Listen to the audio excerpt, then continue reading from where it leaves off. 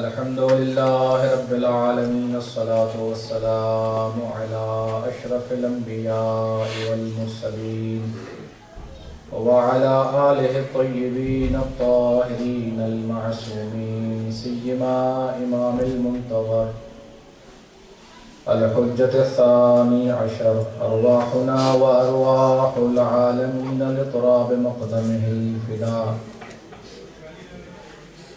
أما بعد، فقد قال الله سبحانه تبارك وتعالى: بسم الله الرحمن الرحيم، قد جاءكم من الله نور وكتاب مبين. وقال رسول الله صلى الله عليه وآله: إني تارك فيكم الثقلين، كتاب الله وعترتي أهل بيتي. درود پڑھیں محمد وعلى اللهم صل على محمد وآل محمد. مجلس کی قبولیت کے لیے باواز بلند صلوات پڑھیں. اللهم صل على محمد وآل محمد. گناہوں کی بخشش و مغفرت کے لیے صلوات پڑھیں محمد. اللهم صل على محمد وآل محمد. مریضوں کی شفا یابی کے لیے صلوات پڑھیں محمد. اللهم صل على محمد وآل محمد. مومنین کی حاجت روائی کے لیے صلوات پڑھیں محمد. اللهم صل على محمد وآل محمد. امام زمانہ کی رضا و خوشنودی کے لیے صلوات پڑھیں. اللهم صل على محمد وآل محمد. پروردگار عالم، آپ مومنین کا زداروں کا اس فرش عذاب و تشریف لانا اپنی عبادت میں شمار فرمائے. الہی آمین. اور جو بارگاہ مقدس میں حاجتیں لے کر آئیں، پروردگار تمام حاجتوں کو پورا فرمائے. اور پھر دعا ہے تمام مریضوں کے لیے جو یہاں پہ حاضر ہیں، یا آپ کے دوست احباب رشتہ دار جاننے والے مریض ہیں جنہوں نے التماس دعا کرائے. خاص طور پر پروردگار ان سب کو بیماری کربلا کے صدقے میں شفائے کاملہ عطا فرمائے. اور جن مومنین اور مومنات نے ان عزاداری کو برپا کرنے میں تعاون کیا ہے، اپنا مال خرچ کیا ہے، وقت دیا ہے، زحمت کی ہے، جناب سیدہ سلام اللہ علیہا ان سب سے راضی ہو. الہی آمین. اور قیامت کے دن سیدہ کی شفاعت ہم سب کو نصیب ہو. الہی آمین. مل کے صلوات پڑھیں محمد وعلى اللهم صل على محمد وآل محمد. یہ ایام اعزاء بہت ہی تیزی کے ساتھ ہم سے رخصت ہو رہے ہیں، اور نہیں معلوم کہ دوبارہ یہ ایام ہمیں نصیب ہوں گے یا نہیں ہوں گے. لہٰذا جتنا ہو سکے انسان ان چند شبوں سے استفادہ کرے اور امام حسین علیہ السلام کا غم منانے کے لیے ان کی یاد میں ان مراکز میں امام بارگاہوں کے اندر آئے، تاکہ فیض عظیم جو ان عزا کے سلسلے میں انسان کو حاصل ہوتا ہے پروردگار عالم ہم سب کو عطا فرمائے. مل کے صلوات پڑھیں محمد وعلى اللهم صل على محمد وآل محمد. حضرت محترم، جیسا کہ آپ جانتے ہیں کہ انسان کا جسم کبھی بیماریوں کا شکار ہوتا ہے، انسان بیمار ہوتا ہے، مختلف بیماریاں انسان کو لگتی ہیں. زندگی میں وقتاً فوقتاً یہ چیز انسان کے زندگی میں آتی رہتی ہے. کہ بخار ہوتا ہے، جب کھانسی ہوتی ہے، مختلف امراض انسان کے جسم کو لاحق ہوتے ہیں، اور پروردگار نے ان سب کے لیے علاج بھی قرار دیا ہے. ممکن ہے کہ بعض بیماریوں کا انسان کو نہ پتہ ہو کہ کیا علاج ہے، لیکن فیوچر میں ان کا علاج بھی معلوم ہو جائے گا. جب اللہ نے بیماری رکھی ہے تو اس کا علاج بھی قرار دیا ہے. بالکل اسی طریقے سے جو انسان کی روح ہے، جو انسان کی حقیقت ہے، انسان کی حقیقت انسان کی روح کی حیثیت پائی جاتی ہے. جو انسان کی روح ہے اس پر بھی کچھ بیماریاں لاحق ہوتی ہیں. انسان کی روح بھی بیماریوں کا شکار ہوتی ہے، اور روح کی بیماریاں روحانی بیماریاں ہیں. جن کے لیے پروردگار عالم نے اہتمام فرمایا ہے ان کا علاج بھی بیان فرمایا ہے کہ جب انسان کی روح کو یہ بیماری لاحق ہو تو اس کا علاج یہ ہے۔ جسمانی بیماریوں کے لیے اللہ تعالیٰ نے طبیب، حکیم، ڈاکٹرز کو بنایا، اور روحانی بیماریوں کے لیے انبیاء علیہ السلام کو بھیجا تاکہ وہ روحانی بیماریوں کا علاج کر سکیں۔ ایک بیماری عرض کروں گا آپ کی بارگاہ میں کہ جو ہمیں کبھی کبھی لاحق ہوتی ہے ہمارے اعمال کے سلسلے میں۔ جب ہم کوئی عمل انجام دیتے ہیں، جب کوئی کار خیر انجام دیتے ہیں تو اس کو دو خطرے ہوتے ہیں۔ توجہ چاہوں گا، کوئی بھی کار خیر آپ انجام دیں، دو قسم کے خطرات ہیں اس کو۔ ایک خطرہ اس عمل کو انجام دینے کے وقت ہوتا ہے، اور دوسرا خطرہ عمل کو انجام دینے کے بعد ہوتا ہے، اور دونوں سے ہوشیار رہنا ضروری ہے۔ اور اگر انسان ہوشیار نہیں رہے گا تو یا عمل کرتے ہوئے وہ عمل خراب ہو جائے گا، یا کرنے کے بعد انسان کا عمل خراب ہو جائے گا۔ لہذا انسان اپنی آخرت کو سنوارنے کے لیے جب عمل انجام دیتا ہے تو ان دو خطرات سے انسان کو واقف ہونا چاہیے کہ کہیں وہ دو بیماریاں انسان کے عمل کو نہ لگ جائیں۔ توجہ نا آپ کی، دو بیماریاں جو انسان کے عمل کو لگتی ہیں، ایک بیماری جو انسان عمل انجام دیتے ہوئے اس کو لگ سکتی ہے جس سے انسان کو پرہیز کرنا ہے، وہ ہے دکھاوے کی بیماری۔ توجہ نا آپ کی، دکھاوے کی بیماری ایک بیماری ہے جس کو علماء اخلاق نے ریا کہا ہے، دکھاوا۔ انسان عمل انجام دے رہا ہے لیکن عمل کو انجام دے رہا ہے لیکن نیت میں یہ ہے کہ لوگ واہ واہ کریں، لوگ تعریف کریں، لوگ فضائل بیان کریں میرے کام کے، تو یہ وہ بیماری ہے کہ جو عمل کو انجام دیتے ہوئے لگ سکتی ہے۔ لہذا کہا گیا ہے کہ اس مرحلے میں انسان کو ہوشیار ہونا چاہیے کہ جب انسان عمل انجام دے تو اس بیماری سے عمل کو پاک ہونا چاہیے۔ انسان کا عمل دکھاوے سے پاک ہو، ریا سے پاک ہو۔ توجہ نا آپ کی، دکھاوے سے پاک اور ریا سے پاک رکھنے کا عمل کیا ہے، کون سا طریقہ ہے؟ فرمایا کہ اپنے عمل میں خلوص رکھو، اللہ کے لیے عمل انجام دو، خوشنودی محمد و آل محمد کے لیے عمل انجام دو۔ تو جب انسان کا عمل اللہ اور محمد و آل محمد کی خوشنودی کے لیے ہوگا تو پھر اس کا عمل سالم رہے گا، نہ اس میں ریا آئے گی نہ اس میں دکھاوا آئے گا۔ صلوات پڑھیں محمد و آل محمد۔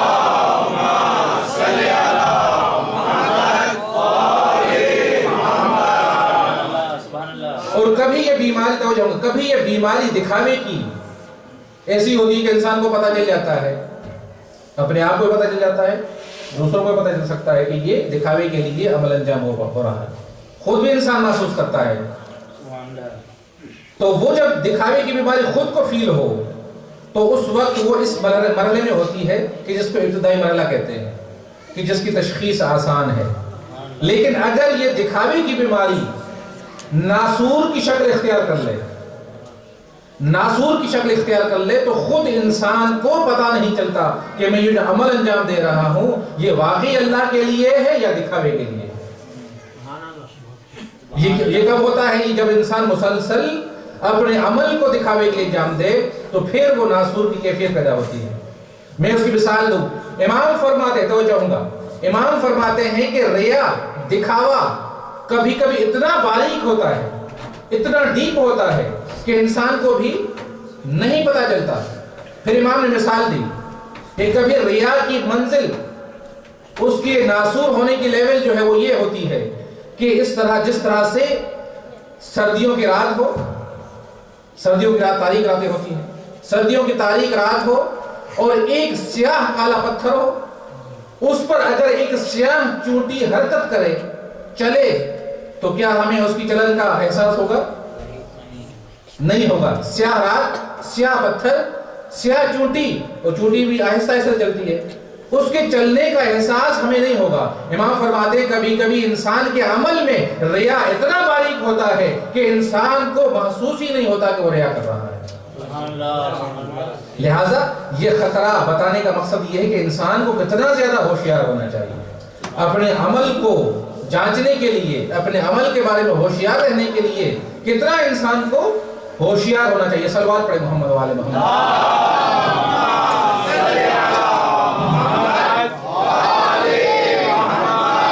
میں اس کی مثال آپ کی بارگاہ میں عرض کروں تاکہ بات واضح ہو جائے کہ کبھی کتنی گہری ہوتی ہے ریا، انسان کو بھی نہیں پتا ہوتا. عمل انجام دے رہا ہے لیکن سمجھتا ہے خالص ہے، اللہ کے لیے ہے، لیکن حقیقت میں وہ ریا والا عمل ہے. ایک شخص ہے جو تقریباً 20 سال تک جماعت میں اول وقت میں پہلی صف میں پیش نماز کے پیچھے نماز پڑھتا رہا. 20 سال تک مسلسل بغیر کسی ناغے کے نماز میں آتا تھا، اول صف امام کے پیچھے نماز پڑھتا تھا. ایک دفعہ 20 سال کے بعد ایک مرتبہ کوئی ضروری کام ہو گیا اس کو. اس ضروری کام کی وجہ سے وہ لیٹ ہو گیا اور جب نماز میں شریک ہوا تو سب سے آخر میں اس کو جگہ ملی. توجہ ہوں گا، سب سے آخر میں اس کو جگہ ملی نماز پڑھنے کی. نماز میں پہنچ گیا تھا. جب نماز پڑھ رہا تھا، توجہ ہوں گا، نماز جب پڑھ رہا تھا تو اس کے دل کے اندر یہ شرمندگی پیدا ہوئی اور یہ خیال آیا کہ بھئی لوگ کیا کہیں گے، یہ تو اول صف میں کھڑے ہونے والا تھا، یہ تو ہمیشہ اول صف میں نماز پڑھتا تھا، آج میں نماز پیچھے پڑھ رہا ہوں سب سے آخر میں، لوگ کیا سوچیں گے، لوگ کیا کہیں گے. یہ جیسے ہی احساس پیدا ہوا تو اللہ نے اس کو یہ توفیق دی کہ اس برائی کی گہرائی کو محسوس کرے. جب فوراً اس نے جب احساس کیا تو اس کو معلوم ہوا کہ یہ جو جماعت میں اول وقت میں آتا تھا یہ اپنے نفس کی خوشنودی کے لیے آتا تھا، یہ اللہ کے لیے نہیں تھا. اگر اللہ کے لیے میں نماز جماعت میں اول صف میں امام کے پیچھے کھڑا ہوتا تو ابھی مجھے شرمندگی محسوس نہیں ہونی چاہیے تھی، اس لیے کہ اللہ ہی نے میرے لیے عذر بنایا تھا جس کی وجہ سے میں لیٹ ہو گیا. لہٰذا اس میں میری کوئی کوتاہی نہیں ہے، یہ اللہ نے کوئی سبب بنایا تھا جس کی وجہ سے میں دیر ہو گیا تھا. لہٰذا اگر میں پیچھے کھڑا بھی ہوں تو اس میں کوئی شرمندگی کی بات نہیں ہے. صلوات پڑھیں محمد والے محمد.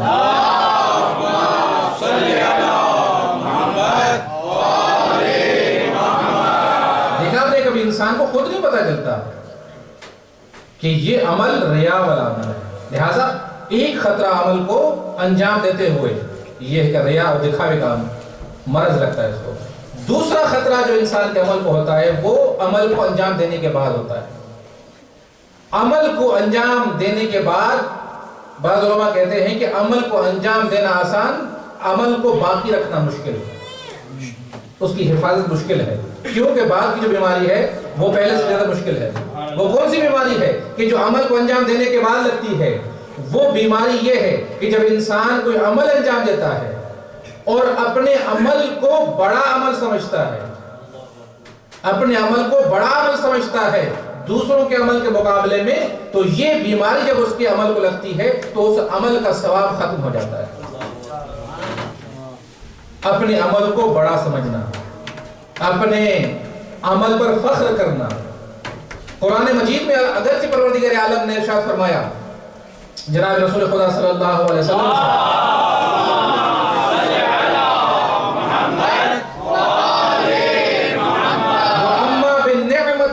فحدث، اے پیغمبر اللہ کی نعمتوں کا تذکرہ کرو، اللہ کی نعمتوں کا تذکرہ کرو، بتاؤ لوگوں کو کہ اللہ کی نعمتیں کیا ہیں.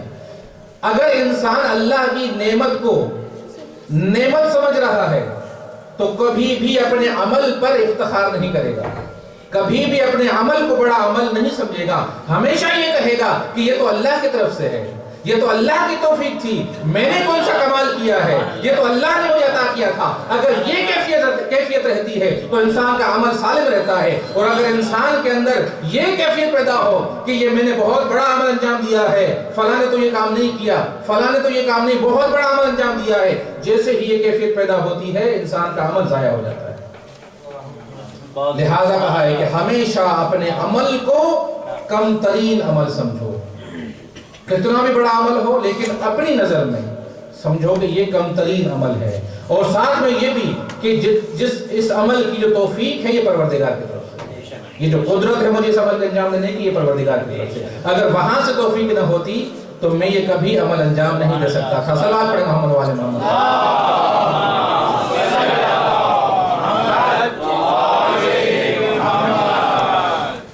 پروردگار کو یہ چیز پسند نہیں کہ کوئی انسان عمل انجام دینے کے بعد فخر کرے، اپنے آپ کو برتر سمجھے۔ حدیث میں آیا ہے کہ امام فرماتے ہیں کہ کبھی کیا ہوتا ہے کہ مسجد کے اندر دو شخص وارد ہوتے ہیں، دو شخص مسجد میں وارد ہوتے ہیں، وارد ہوتے ہوئے ایک شخص محبوب خدا ہوتا ہے اور دوسرا شخص مبغوض خدا ہوتا ہے۔ ایک سے اللہ راضی ہوتا ہے اور ایک سے اللہ ناراض ہوتا ہے، غضبناک ہوتا ہے۔ جب یہ مسجد میں داخل ہوتے ہیں اور جب یہ باہر نکلتے ہیں، جس پر اللہ غضبناک تھا وہ محبوب خدا بن جاتا ہے، اور جو محبوب خدا بن کر مسجد میں داخل ہوا تھا اللہ کی نظر میں مبغوض بن جاتا ہے، الٹ ہو جاتا ہے مولا۔ توجہ ہوں گا، امام سے سوال کیا کہ مولا یہ کیوں ہوا، یہ کیسے ہوا؟ امام نے فرمایا کہ جب یہ دونوں داخل ہوئے تھے مسجد کے اندر، جو مبغوض تھا، جو گناہگار تھا، وہ بھی مسجد میں داخل ہوا، جو نیکوکار تھا، جو محبوب خدا تھا، جس سے اللہ راضی تھا، وہ بھی مسجد میں داخل ہوا۔ لیکن داخل ہوتے ہوئے تو چاہوں گا، داخل ہوتے ہوئے جو نیک تھا وہ اپنی نیکیوں پر فخر کر رہا تھا، اور جو گناہگار تھا وہ اللہ کی بارگاہ میں پشیمانی کی کیفیت میں حاضر ہو رہا تھا۔ اور جب اللہ کی بارگاہ میں پشیمانی کی کیفیت میں حاضر ہوا اور وہ نیک انسان اپنی نیکیوں کو بڑا سمجھتے ہوئے اپنے آپ کو اس سے بہتر سمجھنے لگا، لہٰذا اللہ کی نظر میں وہ شخص جس نے تکبر کیا اپنے اعمال کی وجہ سے، وہ اللہ اس پر ناراض ہو گیا۔ جو انکساری سے حاضر ہوا تھا وہ محبوب خدا بن گیا۔ صلوات علی محمد و علی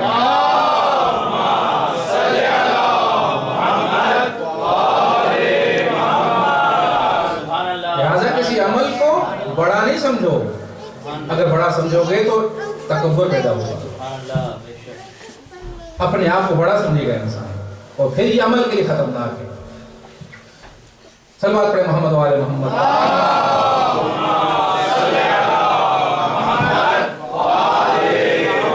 ہماری فقہ کی ایک بہت بڑی کتاب ہے شرائع الاسلام، بعض لوگوں نے شاید نام سنا ہو، شرائع الاسلام فقہ کی بہت بڑی کتاب ہے، علامہ حلی کے ماموں نے اس کو تحریر کیا تھا اور آج تک اس کو پڑھایا جاتا ہے۔ اس کے اوپر بہت سی شرح لکھی گئی ہیں، بہت سی تفسیر لکھی گئی ہیں اس کتاب کے سلسلے میں۔ ایک جو کتاب ہے جو شرح اسلام کی تفسیر ہے، شرح ہے، اگرچہ شرح اسلام ایک جلد میں ہے، وہ کتاب 43 والیومز میں لکھی گئی ہے، اور وہ لکھنے والے جو ہیں وہ آیت اللہ محمد حسن نجفی جو جواہری کے نام سے مشہور ہے، ان کی کتاب ہے، اس کا نام ہے جواہر الکلام۔ جواہر الکلام وہ لکھی انہوں نے شرح الاسلام۔ بہت بڑے عالم تھے، شیخ مرتضی انصاری کا نام سنا ہوگا، ان کے استاد تھے، بہت قدیم علماء سے ان کا شمار ہوتا ہے۔ یہ جواہر الکلام وہ کتاب ہے کہ جس کو جب تک کوئی فقیہ مطالعہ نہیں کرتا تب تک وہ فقیہ نہیں بن سکتا۔ ہر فقیہ کے لیے، ہر مجتہد کے لیے اس کتاب کو پڑھنا ضروری ہے، اس لیے کہ اس عالم نے اس کتاب کے اندر جتنے بھی فقہاء ہمیں گزرے ہیں اس زمانے تک، ان سب کے اقوال کو جمع کیا ہے، ان کے سب کے نظریات کو کلیکٹ کیا ہے، ان کی دلیلوں کو بیان کیا ہے، تمام فقہی مباحث کو جمع کیا ہے۔ بہت انہوں نے زحمت کر کے یہ کتاب لکھی ہے، تو آپ خود اندازہ لگائیں کہ اس پر کتنا وقت لگا ہوگا، کتنی زحمت ہوئی ہوگی، اس کی کتنی قدر و منزلت ہے۔ توجہ چاہوں گا، ان کے زمانے میں ایک شاعر تھے، ان کے زمانے کے اندر عربی میں، عراق میں ایک شاعر تھے، انہوں نے ایک قصیدہ حائیہ کے نام سے مشہور ہے۔ اس قصیدہ کا جو بند ہے، ہر بند کے آخر میں ہے کا حرف آتا ہے، ہے پر ختم ہوتا ہے۔ قصیدہ حائیہ اس نے لکھا تھا، ایک عام شاعر تھا، وہ اتنا زیادہ مشہور ہوا، مقبول ہوا لوگوں کے درمیان کہ ہر انسان کی زبان پر وہ قصیدہ تھا جو مولا علی کے شان میں انہوں نے لکھا تھا۔ توجہ چاہوں گا،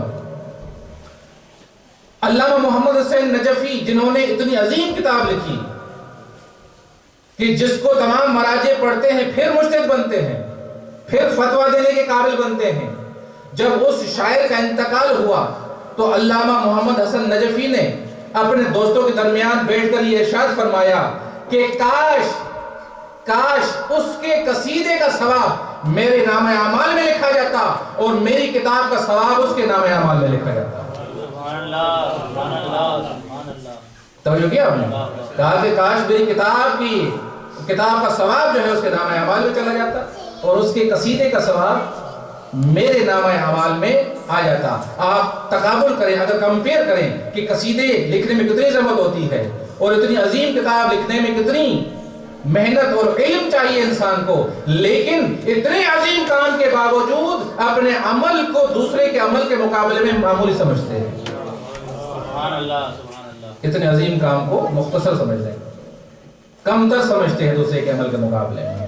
یہی کیفیت اگر ہمارے اعمال کی رہے، ہم اپنے عمل کو کم ترین عمل سمجھیں، نہ ہم میں فخر پیدا ہو، نہ ہم میں تکبر پیدا ہو، نہ ہمارے درمیان اختلافات پیدا ہو۔ صلوات پڑھیں محمد والے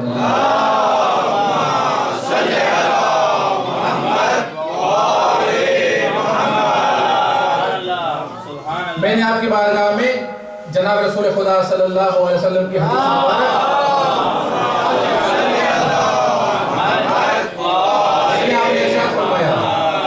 کہ انی تارک فیکم الثقلین کتاب اللہ و عطرتی اہل بیتی، میں تمہارے درمیان دو وزنی چیزیں چھوڑے جا رہا ہوں، 2 گرام قدر چیزیں، یہ آپس میں جدا نہیں ہوں گے، ایک قرآن اور ایک عطرت میری اہل بیت۔ انی تارک فیکم الثقلین کتاب اللہ و عطرتی اہل بیت، قرآن اور میری عطرت اہل بیت تمہارے درمیان موجود ہے، یہ آپس میں ساتھ رہیں گے یہاں تک کہ حوض کوثر تک آ جائیں۔ اور پھر فرمایا کہ جب تک تم ان دونوں کا دامن پکڑو گے تب تک تمہیں کوئی گمراہی نصیب نہ ہوگی، ہدایت ہی ہدایت ملتی رہے گی۔ یہ پیغمبر نے حدیث مبارک جو اپنی آخری زندگی میں ارشاد فرمائی، بلکہ میں یہ کہوں کہ پیغمبر نے یہ حدیث اپنی رسالت کے آغاز سے لے کر مختلف مقامات پر اس کو دہرایا۔ یہ اتنی امپورٹنٹ حدیث ہے کہ اس کو پیغمبر نے دہرایا ہے، اول رسالت میں بھی دہرایا، مختلف مقامات پر بھی دہرایا، غدیر کے میدان میں بھی دہرایا، اور اپنی زندگی کے آخری ایام میں بھی دہرایا۔ توجہ نا آپ کی، تو آپ خود سمجھیں کہ اس حدیث کی کتنی اہمیت ہے، کتنی عظمت ہے۔ اور یہ وہ حدیث ہے جس کو میں کہتا ہوں کہ پیغمبر نے اپنی امت کی نجات کی پرسکرپشن تعریف فرمائی ہے کہ میری امت کی اگر میری امت کو کوئی بیماریاں لگے تو ان کا علاج یہ ہے سبحان اللہ، سبحان اللہ، کہ وہ قرآن اور اہل بیت کا دامن پکڑے تو کبھی ان کو گمراہی کی بیماری نہیں لگے گی۔ صلوات پڑھیں محمد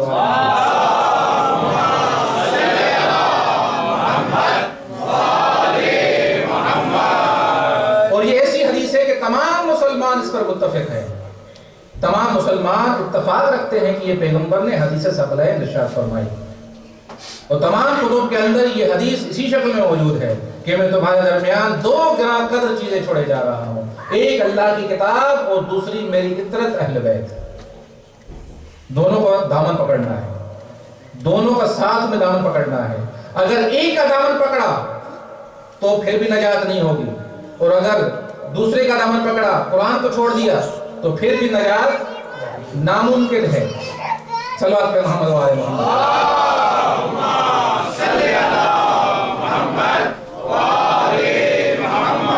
اور پیغمبر نے جہاں یہ حدیث ارشاد فرمائی وہاں ہر مرحلے پر اپنے اہل بیت کا تعارف کروایا ہے، بتایا ہے لوگوں کو کہ میرے اہل بیت کون ہیں، میری عطرت کون ہے۔ پیغمبر جانتے تھے کہ میرے بعد ہو سکتا ہے کہ لوگ پریشان ہو جائیں کہ اہل بیت سے مراد کون ہے۔ پیغمبر نے اپنی زندگی میں مختلف مقامات پر اس حدیث کے مصداق کو بھی بیان کیا ہے، بلکہ ہاتھ اٹھا کے بیان کیا ہے۔ سبحان اللہ، سبحان اللہ۔ قرآن مجید میں بھی ایسے اشارے اور ایسے کنائے ملتے ہیں جس سے اہل بیت کے مصداق واضح طور پر روشن ہوتا ہے۔ صلوات پڑھیں محمد و آل محمد۔ اللہم صلی علی محمد و آل محمد۔ عطرت کے بارز ترین اور واضح ترین مصادیق میں سے ایک مصداق جناب امیر المومنین کی ذات مبارک ہے کہ جس میں کسی کو شک و شبہ نہیں کہ علی مصداق عطرت اہل بیت ہے۔ پیغمبر نے ان کو عطرت قرار دیا، اہل بیت کو اہل بیت قرار دیا قرآن کے مقابلے میں، تو علی عطرت کا مصداق ہے۔ اور قرآن مجید میں مولا کا جب ذکر آیا ہے تو ایک آیت نازل کروں گا آپ کے سامنے، صلوات پڑھیں محمد و آل محمد۔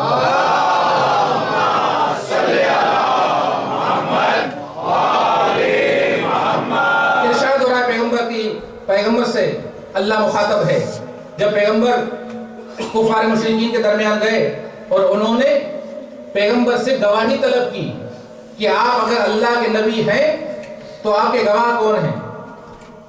آپ کے اس دعوے کے گواہ کون ہیں؟ تو اللہ نے آیت نازل فرمائی اور فرمایا کہ پیغمبر آپ ان کفار و مشرکین سے کہہ دیں قُلْ كَفَى بِاللَّهِ شَهِيدًا بَيْنِي وَبَيْنَكُمْ وَمَنْ عِنْدَهُ عِلْمُ الْكِتَابِ پیغمبر آپ ان سے کہہ دیں کہ تمہاری رسالت کے لیے، میری رسالت کے لیے اللہ کی گواہی کافی ہے اور اس کی گواہی کافی ہے جس کے پاس کتاب کا علم ہے۔ پیغمبر آپ کہہ دیں تمہیں گھبرانے کی ضرورت نہیں ہے، اللہ تمہاری رسالت کے لیے گواہ کافی ہے اور وہ جس کو اللہ نے پوری کتاب کا علم عطا فرمایا ہے۔ توجہ چاہوں گا عزیزو، اللہ نے اپنی ذات کو بھی گواہ بنایا پیغمبر کی رسالت کا اور اس کو بھی گواہ بنایا جس کے پاس پوری کتاب کا علم ہے، جس کے پاس پوری کتاب کا علم ہے۔ اور ظاہر ہے کہ تمام مسلمان اس پر بھی متفق ہیں کہ علی جیسا عالم، علی جیسا علم کتاب رکھنے والا پیغمبر کے صاحب میں سے کوئی نہیں ہے۔ سبحان اللہ، سبحان اللہ، تمام مسلمان متفق ہیں۔ اگرچہ وہ کہتے ہیں کہ جیسے ابن حدید نے کہا الحمدللہ الذی قدم المفضول علی الفاضل، تمام تعریف اس اللہ کے لیے جس نے مفضول کو مقدم کیا فاضل پر۔ وہ خود اقرار کرتے ہیں کہ علی فاضل ہیں، علی فضیلت میں سب سے بلند ہیں، لہٰذا یہ مسلم ہے کہ علی کتاب کے سلسلے میں زیادہ علم رکھتے ہیں، لہٰذا پروردگار عالم نے اپنے آپ کو گواہ کے طور پر پیش کیا کہ پیغمبر کی رسالت کا گواہ میں ہوں، میری ذات ہے، اور وہ جو پوری کتاب کا علم رکھتے ہیں علی پیغمبر کی رسالت کے لیے گواہ ہیں۔ تو یہاں پہ میں رک کر عرض کروں گا عزیزو، گواہی اس وقت ہوتی ہے، گواہ انسان اسی وقت بن سکتا ہے جب جس چیز کی گواہی دے رہا ہے وہ چیز اس کے آنکھوں سے کے سامنے پیش ہوئی ہو، وہ چیز اس کے سامنے بنی ہو، وہ واقعہ اس کے سامنے پیش آیا ہو، وہ کام اس کے سامنے وقوع پذیر ہوا ہو، تو پھر ہی انسان گواہی دے سکتا ہے۔ تو ہم اللہ کے بارے میں تو جانتے ہیں کہ پروردگار نے کیونکہ رسول کو رسول بنایا تھا تو وہ اس کی رسالت کا گواہ ہے، تو معلوم ہوا جیسے اللہ گواہ ہے، اس لیے کہ اللہ جانتا ہے کہ جب رسول کو رسول بنا رہا تھا تو اس کی رسالت کا گواہ بن سکتا ہے۔ جب علی کو اللہ گواہ بنا رہا ہے تو اس کا مطلب یہ ہے کہ جب اللہ رسول کو رسول بنا رہا تھا اس وقت اللہ اور علی دیکھ رہے تھے۔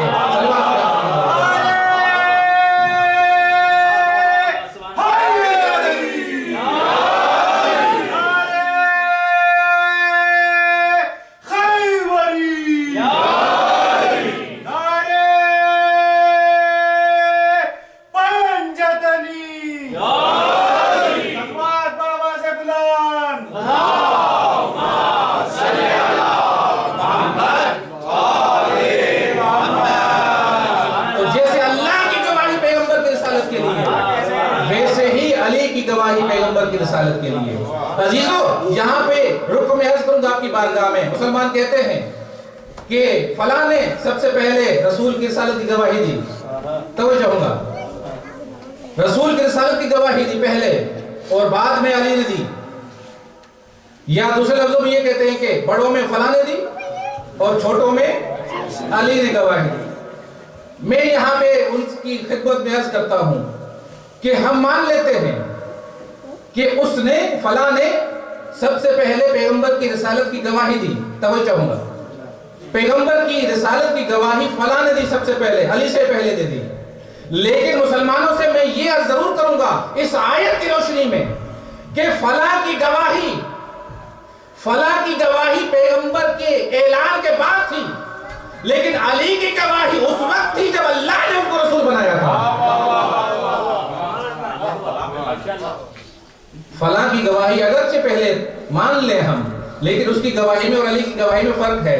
وہ پیغمبر کی زبان سے جب اعلان سنتا ہے تو اس وقت گواہی دیتا ہے، لیکن علی اس وقت گواہی دے رہے ہیں جب اللہ رسول کو نبوت اور رسالت عطا فرما رہا ہے۔ دونوں گواہیوں میں فرق ہے۔ صلوات پڑھیں محمد والے محمد۔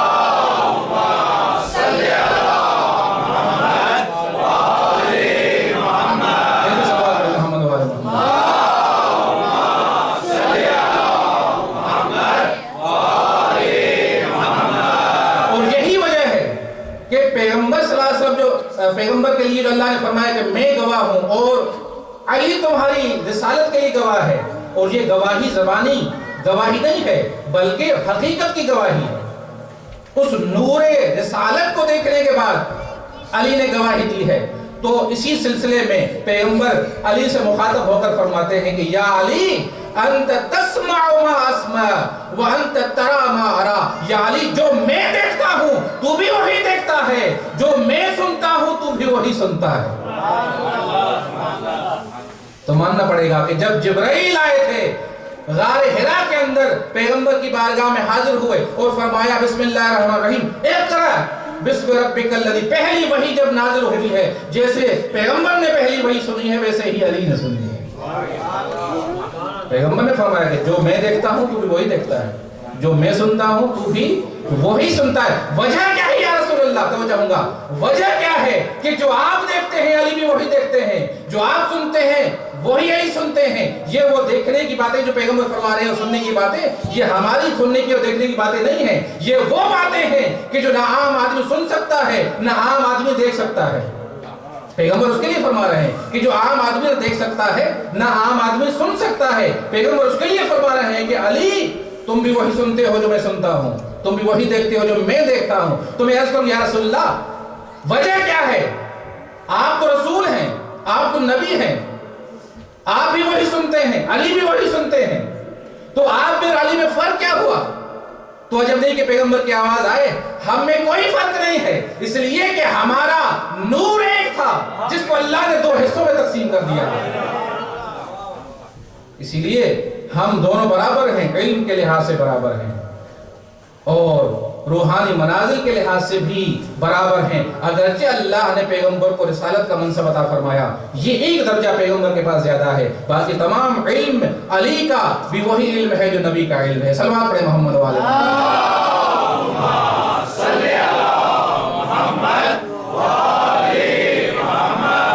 تو اس آیت کے اندر پروردگار عالم نے اپنی حجت کے لیے جو نبی ہیں ان کے لیے 2 گواہ پیش کیے۔ دنیا کا بھی یہی معیار ہے، دنیا کے اندر ہم 2 گواہ پیش کرتے ہیں کسی چیز کے، کورٹ میں آپ چلے جائیں کہتے کم از کم 2 گواہ چاہیے پھر آپ کی بات ثابت ہوگی۔ تو اللہ نے اسی دنیا کے لحاظ سے 2 گواہ پیغمبر کی گواہی کے لیے پیش کیے۔ ایک اللہ گواہ ہے، قرآن کی شکل میں اللہ نے گواہی دی ہے، قرآن پیغمبر کی رسالت کا گواہ ہے اور اللہ کی گواہی قرآن کی شکل میں ہے، اور ایک امیر المومنین پیغمبر کی رسالت کے گواہ ہیں۔ تو اللہ نے ایک کلیہ قائم فرمایا کہ جو بھی اللہ کی حجت ہوگا زمین پر اس کے 2 گواہ ہوں گے، ایک قرآن گواہ ہوگا اور ایک معصوم گواہ ہوگا، ایک قرآن گواہ ہوگا اور ایک معصوم گواہ ہوگا۔ جب تک یہ 2 چیزیں کسی کی گواہی نہ دے وہ تب تک وہ حجت خدا نہیں بن سکتا۔ حجت خدا بننے کے لیے 2 گواہی کی ضرورت ہے، ایک قرآن کی گواہی اور ایک عصمت کی گواہی، معصوم کی گواہی ہونی چاہیے۔ تو میں عرض کروں گا بارگاہ الہی میں کہ پیغمبر کے لیے تو 2 گواہیاں ہیں، ایک قرآن اور ایک علی۔ تو علی کی ذات کے لیے کون سے گواہ ہیں؟ تو جب نہیں کہ پروردگار کی آواز آئے علی کی ذات کے لیے ایک قرآن گواہ ہے اور ایک حسن گواہ ہے۔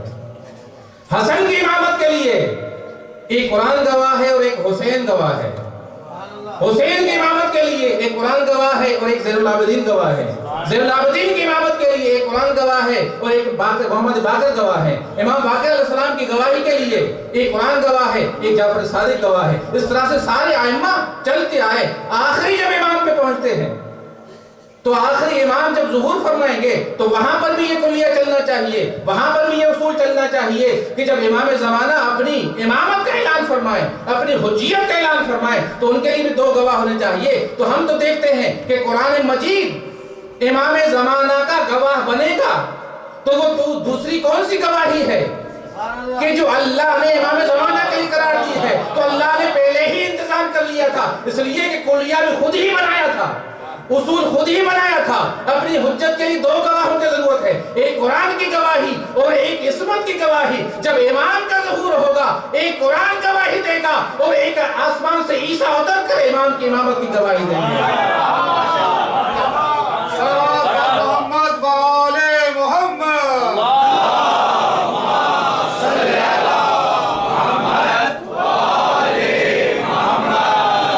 لہٰذا اللہ اپنے اصولوں کو نہیں توڑتا، اللہ اپنے سنت کو نہیں تبدیل کرتا.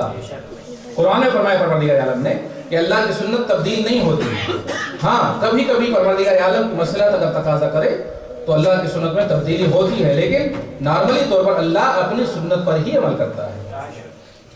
پھر فرمایا قرآن مجید کی آیت کے اندر پروردگار نے کہ گواہ وہ ہے جس کے پاس پوری کتاب کا علم ہے. یعنی اس کا مطلب یہ ہوا جس کے پاس پوری کتاب کا علم نہ ہو وہ رسول کی رسالت کا گواہ نہیں بن سکتا. جس کے پاس پوری کتاب کا علم نہ ہو وہ رسول کی گواہی کی صلاحیت نہیں رکھتا.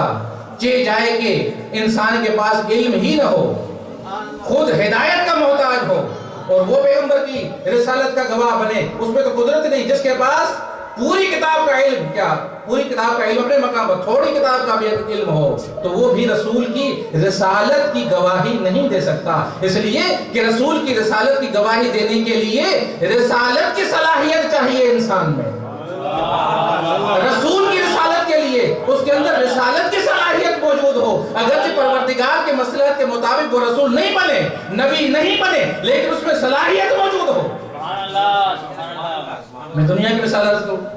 دنیا کے اندر کوئی اچھے ڈاکٹر کی تشخیص دینے کے لیے ڈاکٹر کی ضرورت ہے.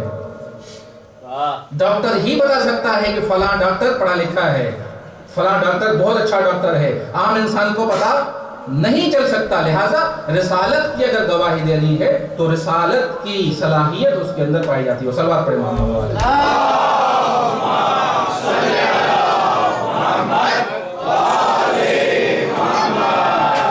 اب فرمایا کتاب کا علم ہے. اب کیا کتاب کا علم ہے، کیسے اندازہ ہو؟ کتاب کا علم کتنا ہوتا ہے؟ وَمَنْ عِنْدَهُ عِلْمُ الْكِتَابِ، جس کے پاس پوری کتاب کا علم ہے. پوری کتاب کا علم کیسے اندازہ ہوگا کتنا ہے؟ آئیے قرآن مجید کی ایک اور آیت کی طرف کرتے ہیں. صلوات پڑھیں محمد وعلی محمد.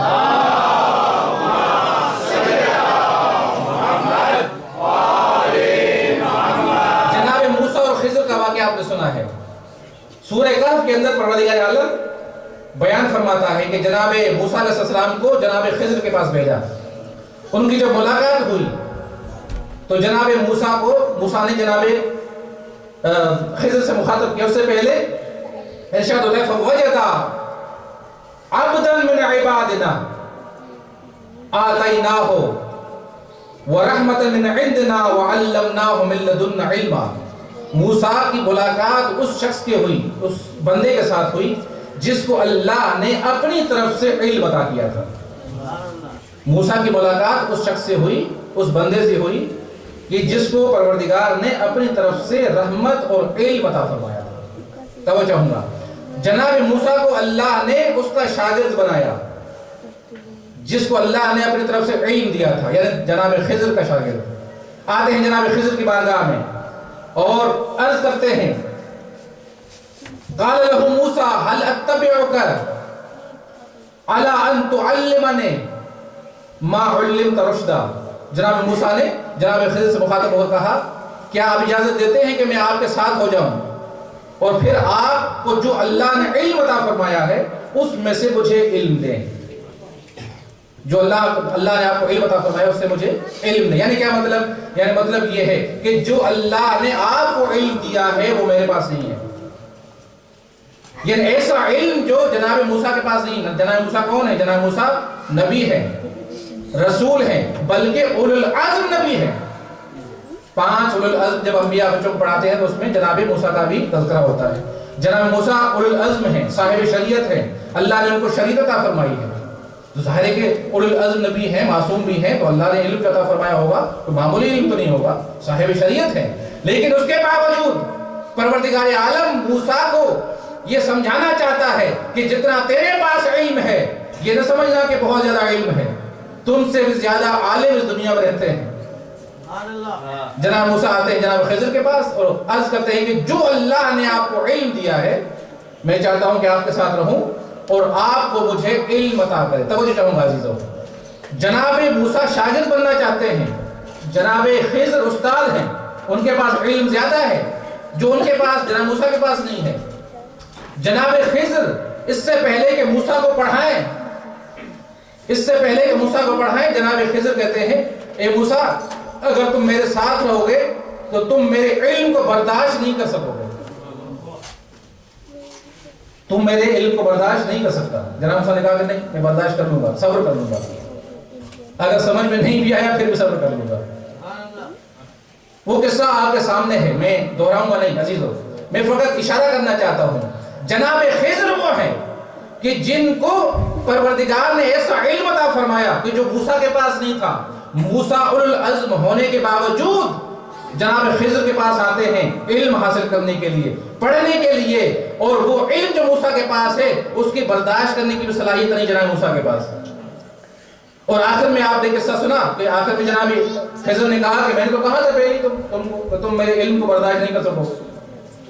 ابھی ہم ایک دوسرے سے جدا ہوتے ہیں. ھذا فراق بینی و بینک، یہاں سے ہم جدا ہوتے اس لیے کہ شرط پوری نہیں ہوئی. تم نے کہا تھا میں علم برداشت کروں گا اور تحمل کروں گا آپ کے علم کو، لیکن تم میں برداشت کی قوت نہیں ہے. تو آپ اندازہ لگائیں کہ جناب خضر کے پاس کتنا علم ہوگا، اللہ نے کتنا آپ کو علم عطا فرمایا ہوگا. تو اب عزیزو میں آپ کو علم الکتاب سمجھانے کے لیے عرض کیا میں نے کہ جناب خضر وہ ہیں کہ جناب موسیٰ کے بھی استاد ہیں، جناب موسیٰ سے علم زیادہ رکھتے ہیں. ایک مرتبہ امیر المومنین تشریف فرما ہے، تھوڑی دیر کے لیے شخص آتا ہے اور مولا کے کان میں کچھ بات کرتا ہے. جب وہ چلا جاتا ہے تو لوگوں نے پوچھا یا علی بن طالب یہ کون تھے؟ تو مولا نے فرمایا کہ یہ خضر تھے جو مجھ سے سوال کرنے کے لیے آئے تھے. یہ خضر تھے جو میرے پاس پوچھنے کے لیے آئے تھے، علم حاصل کرنے کے لیے آئے تھے، علم حاصل کرنے کے لیے آئے تھے. اگر یہاں تک ابھی بات واضح نہیں ہوئی کہ علم الکتاب کا علم کتنا ہوتا ہے تو اب جملہ سنیے گا. مولا فرماتے یہ میرے پاس آئے تھے سوال پوچھنے کے لیے اور ساتھ میں ایک بات میرے سامنے بیان کر کے چلے گئے، ایک واقعہ بیان کر کے چلے گئے. واقعہ یہ بیان کیا، عرض کیا. مولا فرماتے کہ مجھے کہا کہ یا علی ایک مرتبہ میں اور جناب موسیٰ کشتی میں سوار تھے، سمندر میں ہم جا رہے تھے. اچانک ہم نے دیکھا کہ ایک سلوات پڑھے محمد والے محمد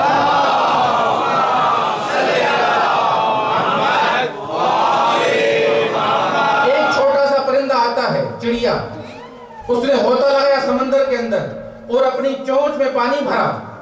پانی بھرنے کے بعد اس نے پرواز کی اور موسیٰ کے ہاتھ پہ آ کر وہ بیٹھا. جناب موسیٰ کے ہاتھ پہ آ کر وہ پرندہ بیٹھا، وہ چڑیا بیٹھی. چڑیا کی کتنی جو ہے وہ چونچ ہوتی، چھوٹی سی چونچ ہوتی ہے، اس میں کتنا پانی آیا ہوگا؟ کچھ بھی نہیں آیا ہوگا. بہرحال فرمایا عرض کیا کہ مولا اس کے ہاتھ پہ آ کر جناب موسیٰ کے ہاتھ پر وہ چڑیا بیٹھی اور بیٹھنے کے بعد اس چڑیا نے اپنی چونچ سے پانی کا قطرہ جناب موسیٰ کے ہاتھ پہ رکھا. جناب موسیٰ کے ہاتھ پہ رکھنے کے بعد وہ چڑیا ہم دونوں سے مخاطب ہو کر کہتی ہے. اب ذہن رکھیے گا کہ جناب موسیٰ شاگرد ہے جناب خضر کے، اور جناب خضر کے پاس ایسا علم ہے کہ جو موسیٰ کو بتائے بھی تو پھر بھی سمجھ میں نہیں آئے گا. توجہ نہ آپ کی. جناب خضر مولا کی خدمت عرض کریں کہ مولا جب وہ چڑیا نے اپنی چونچ سے ایک قطرہ پانی کا جناب موسیٰ کے ہتھیلی پہ رکھا، ہتھیلی پہ رکھنے کے بعد اللہ نے اس چڑیا کو زبان دی. اس چڑیا نے ہم دونوں سے مخاطب ہو کر کہا کہ اے موسیٰ اور خضر، توجہ ہوں گا، اے موسیٰ اور خضر یہ دیکھ رہے ہو قطرہ تمہارے ہاتھ پر، اس سمندر کا قطرہ ہے. اس چڑیا نے کہا کہ جو قطرے کی حیثیت ہے سمندر کے مقابلے میں، جو اس قطرے کی حیثیت ہے اس سمندر کے مقابلے میں، آخری زمانے میں جو نبی آئیں گے اس کے وسیع کا علم اتنا ہوگا جس طرح سے یہ قطرہ سمندر کی حیثیت رکھتا ہے اس طرح سے تمہارے دونوں کا علم علی کے مقابلے میں ہوگا. صلوات پڑھیں محمد.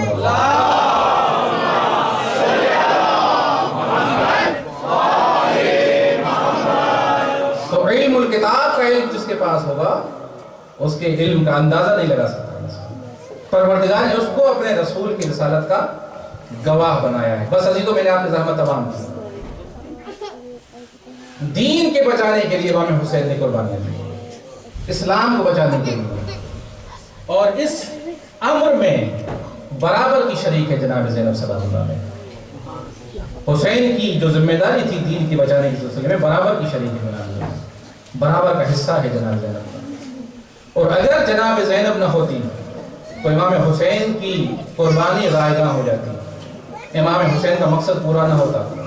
इमाम जिस मकसद के लिए निकले थे, अमर बिल मारूफ और नही अल मुनकर करने के लिए, और अपने नाना के उम्मत की इस्लाह के लिए निकले थे, वो मकसद पूरा न होता। ज़ैनब बराबर की शरीक है। और शहजादी जहां तमाम मसाइब में इमाम हुसैन के साथ शरीक हैं, वहां अपने बच्चों के मसाइब में एक मुनफरिद हैसियत रखती है। अजीजों, जब करबला आशूर का दिन आया, इमाम हुसैन के ऊपर सब तमाम असहाब कुर्बानियां दे रहे हैं। जनाबे ज़ैनब ने अपने दोनों लाल को सामने लाई और उनसे मुखातब होकर कहा कि बेटो, देख नहीं रहे कि हुसैन पर सारी कुर्बानियां दे रहे हैं, तुमने अभी क्यों देर की है।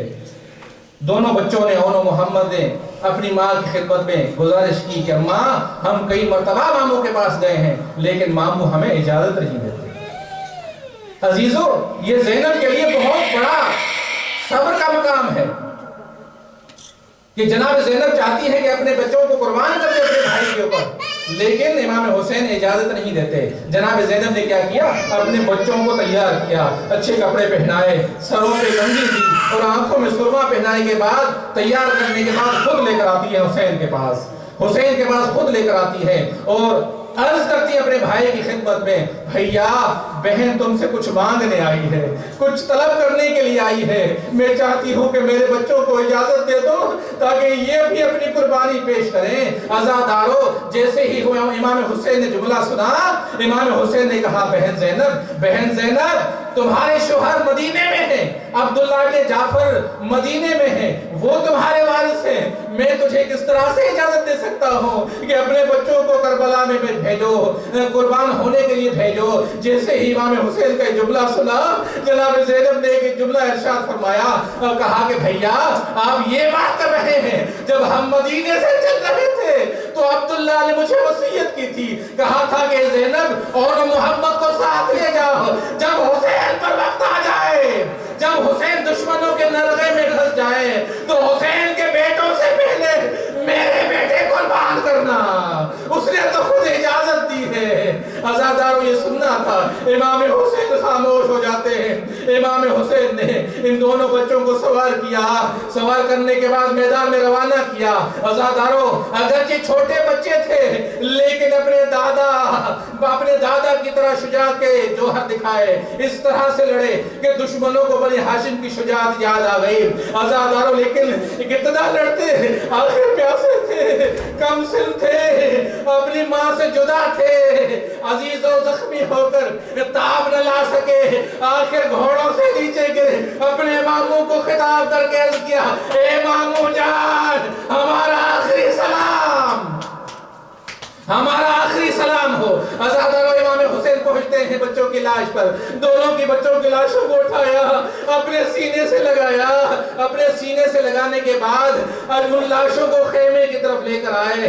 आजादारों, मक्तल में हमें सीरत ज़ैनब ये मिलती है कि जब हुसैन किसी लाश को, किसी जख्मी को, किसी शहीद को लेकर खेमे में आते थे तो सबसे पहले ज़ैनब इस्तकबाल करती थी। तमाम बीवियों से पहले, सबसे पहले ज़ैनब इस्तकबाल करती थी।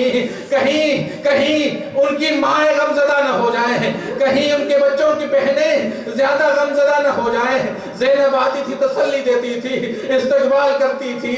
लेकिन ये वाहिद मंजिल है, ये वाहिद मंजिल है। जब ज़ैनब के दो लाल की लाश आती है तो ज़ैनब ने इस्तकबाल न किया, सारी बीबियां आ गई, लेकिन ज़ैनब अपने बच्चों के लाश के ऊपर नहीं आए। जब तक हुसैन खड़े रहे, ज़ैनब नहीं आई। जब हुसैन चले गए तो अपने बच्चों की लाश पे आकर मातम शुरू कर दिया। किसी बीबी ने पूछा होगा, ए ज़ैनब, तुम अपने बच्चों की लाश पर क्यों नहीं आई? तो बीबी ने कहा होगा, मैं इसलिए नहीं आई, अगर हुसैन मेरे चेहरे को देखते और मेरी इन बच्चों की लाशों को देखते, शायद हुसैन को शर्म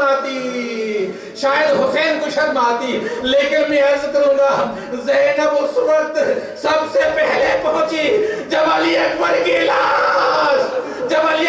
लाश सरज़मीन करबला पे गिरी।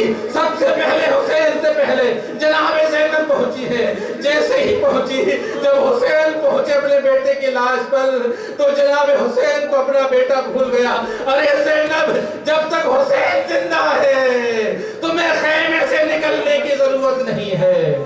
ماتم حسین.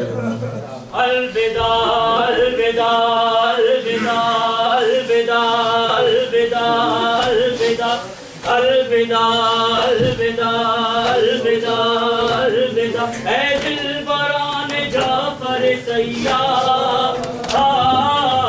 الوداع الوداع الوداع الوداع اے دلبران جعفر سیار.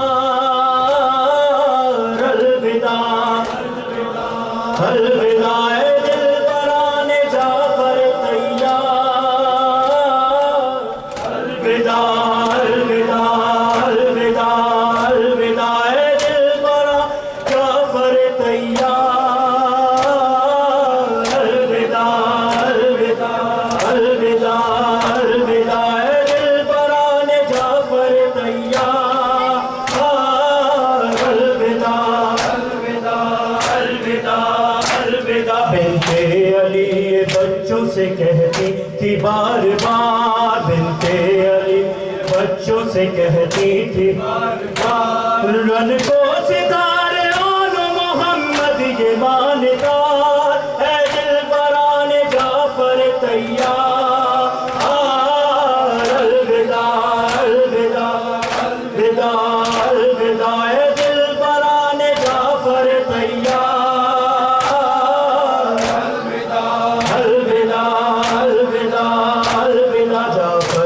افتخار بڑھانا جہاد میں جعفر کا افتخار بڑھانا جہاد میں نانا کی اپنے شان دکھانا جہاد میں اے دلبران جعفر تیار.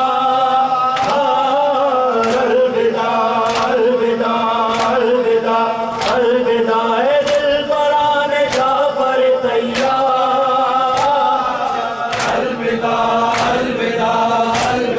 اب تو یہ آرزو ہے کہ تم رن میں کام آؤ. اب تو یہ آرزو ہے کہ تم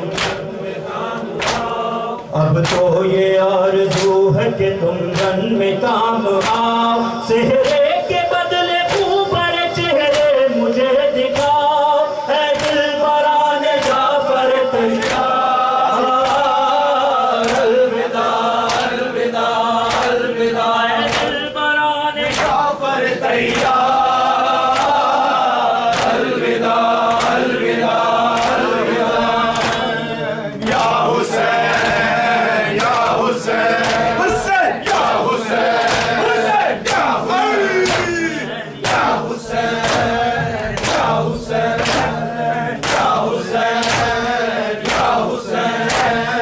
یا حسین یا حسین یا حسین یا حسین یا